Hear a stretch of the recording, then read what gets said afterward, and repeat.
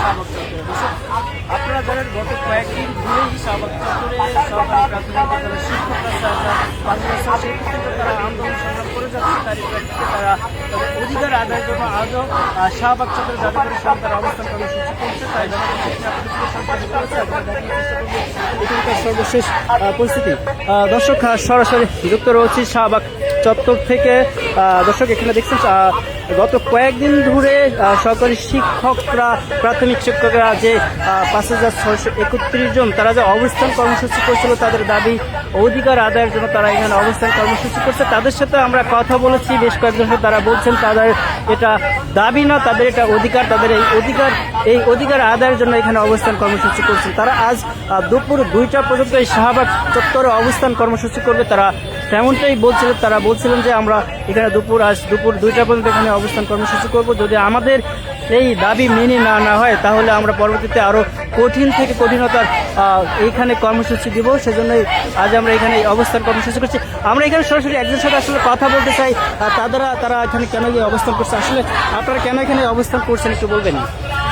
আপনারা কেন এখানে অবস্থান করছেন? আমরা তো আজকে 7 দিন লাগাতার অবস্থান কর্মসূচি পালন করতেছি।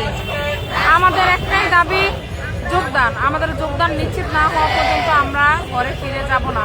আপনারা সবাই তো জানেন আমাদের এই নিয়োগে প্রথম ধাপ, দ্বিতীয় ধাপ অলরেডি চাকরি করে, তাহলে তৃতীয় ধাপ নিয়ে কেন এই প্রহসন? তৃতীয় ধাপের প্রহসন যেন থামছেই না। আমাদের চূড়ান্ত সুপারিশপত্র করা হয় 31 অক্টোবর 2024 সালে। আমরা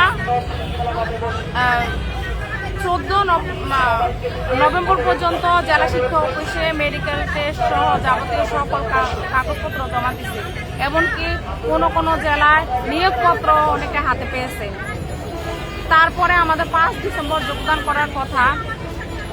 31 জন যারা কিনা এই চূড়ান্ত সুপারিশপত্র হয়নি তারা রিড করে, তাদের রিড করার কারণে আমাদের রেজাল্ট বাতিল করা হয়। দর্শক আমরা এখানে একজন চাকরি প্রার্থী, এখানে সেই সদস্য একজন শিক্ষকের সাথে আমরা কথা বলছিলাম। তিনি বলছিলেন যারা যে 31 জন সুপারিশপ্রাপ্ত হননি তাদের এই 31 জনের রিটের প্রেক্ষিতে তাদের এই নিয়োগকে বাতিল করেছে। তারা এই রায় মানে না, তাদের চাকরি ফেরতের দাবিতে তারা এখানে অবস্থান কর্মসূচি করছে। দর্শক আমরা এখানে আরেকজনের সাথে কথা বলতে চাই, তিনি আসলে কেন এখানে এই অবস্থান কর্মসূচি করছে। আমরা সরাসরি চলে যাচ্ছি তার কাছে। আসলে এখানে আপনি এখানে এই যে অবস্থান করছেন, আপনার বাচ্চা কিনা আসলে কেন এই অবস্থান কর্মসূচি করছেন একটু বলবেন?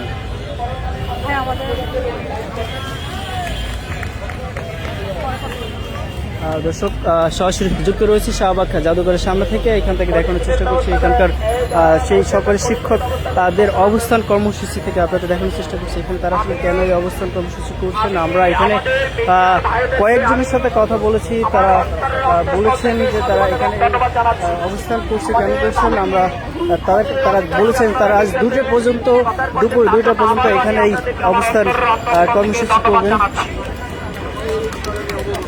আমাদের মিডিয়া লাইভ হবে এখন। আমরা একটা করতালির মাধ্যমে একটা স্লোগান দেব। আমাদের কোনো অধিকার আছে? শিক্ষক পরিবারের কোনো অধিকার আছে? কুল জেলার কোনো অধিকার আছে? এই অবস্থান করছে একটু বলছি, আপনারা কেন এখানে অবস্থান করছেন? আমরা তাদেরকে বঞ্চিত করছেন 6,561 জন তাদেরকে বঞ্চিত করার জন্য আমরা দ্রুত যোগদান চাই এবং আজকে যোগদান চাই। মাদাম দর্শক আপনারা শুনছিলেন দাবি আদায়ের জন্য তারা এই করছেন। শিক্ষক শিক্ষক শিক্ষক শিক্ষক এই সরকার এই সরকার এই সরকার এই সরকার এই সরকার এই সরকার শিক্ষক শিক্ষক যোগদান মোদের দিবে কে? এই সরকার এই সরকার লেগেছে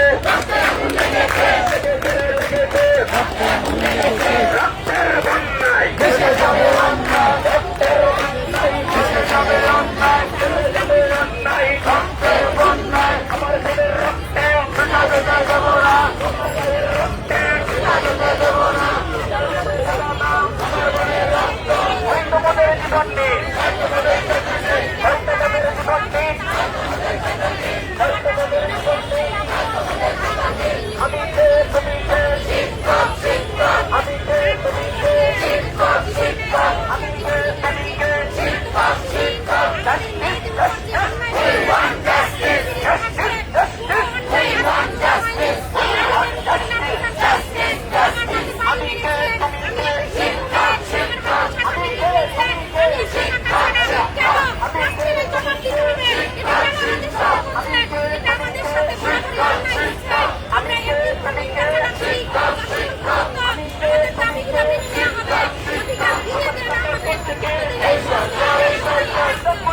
দর্শক 6,531 জন সেই সুপারপ্রাপ্ত শিক্ষকরা আজ শাহবাগ চত্বরে অবস্থান কর্মসূচি করছেন তাদের অধিকার আদায়ের জন্য। তারা এখানে অবস্থানে তারা বলছিলেন যে আজ দুপুর 2টা পর্যন্ত তারা এখানেই শাহবাগ চত্বরে অবস্থান কর্মসূচি করবে। তাদের সাথে কথা বলার কথা রয়েছে প্রশাসন থেকে, যদি তারা কোনো এই তাদের এই দাবি সুরাহ না করে তাহলে তারা এই লাগাতার অবস্থান কর্মসূচি করবে এবং পরবর্তীতে কঠোর থেকে কঠোরতার দ্বারা এই অবস্থান কর্মসূচি করবে তারা বলছিলেন।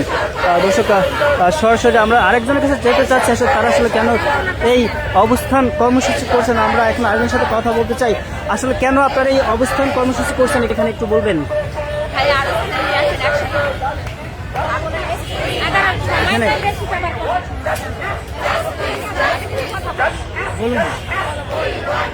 এখানে কেন অবস্থান করছেন একটু বলবেন। আপনারা জানেন যে আমরা 531 জন শিক্ষক এখানে সুপারিশপ্রাপ্ত শিক্ষক আমরা এখানে অবস্থান করেছি বিগত 7 দিন ধরে। আজ আমাদের 12টার পরে কঠোর কর্মসূচি ঘোষণা করার কথা আছে, এখন অলরেডি 12টা পার হয়ে গেছে, এখন হয়তো ঘোষণা আসবে কঠোর কর্মসূচি। আমি একজন বিধবা নারী, আমি অনেক কষ্ট করে এই চাকরিটা পেয়েছি, আর এই চাকরি আমাকে দিয়ে যখন কেড়ে নিচ্ছে কঠোর কর্মসূচি দেখে পুলিশ আমাদের উপর অনেক অত্যাচার করেছে গত পরশুদিন।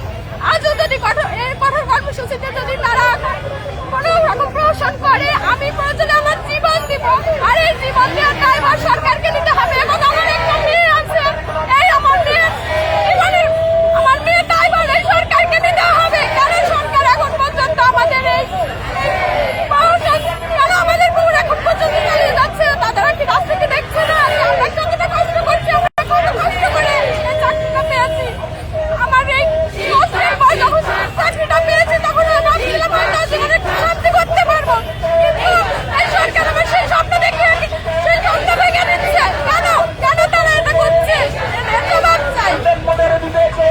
দর্শক এখানে একজন চাকরি প্রার্থীর সাথে তার সাথে কথা বলছিলাম, তিনি বলছিলেন তারা তাদের চাকরি দেওয়ার পরও তাদের সেই চাকরি কেড়ে নেওয়া হয়েছে, তারা তেমনটি বলছিলেন। তো দর্শক আমরা এখানে সরাসরি শাহবাগ থেকে যুক্ত রয়েছে, আপনাদের দেখানোর চেষ্টা করছিলাম যে এখানকার এই শাহবাগ চত্বরের সহকারী শিক্ষকরা যে অবস্থান কর্মসূচি করছেন তাদের দাবি আদায়ের জন্য, সেখান থেকে সরাসরি যুক্ত রয়েছি, আপনাদের দেখানোর চেষ্টা করছি।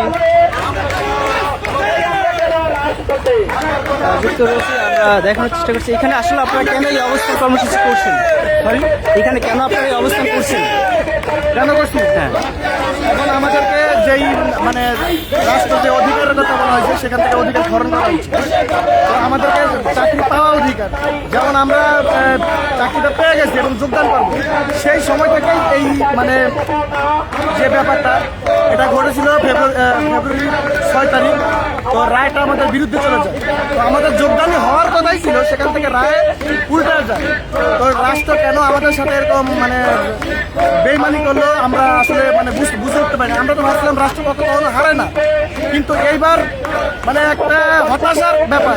সেই 6 তারিখ থেকে লেগে আছি, এখনো লেগে থাকবো যতদিন পর্যন্ত আমাদের কোনো সুরাহা না হবে। আমরা এই রাজপথে অবস্থান করবো, আর নতুন করে যদি কর্মসূচি থাকে সেটা বলবো।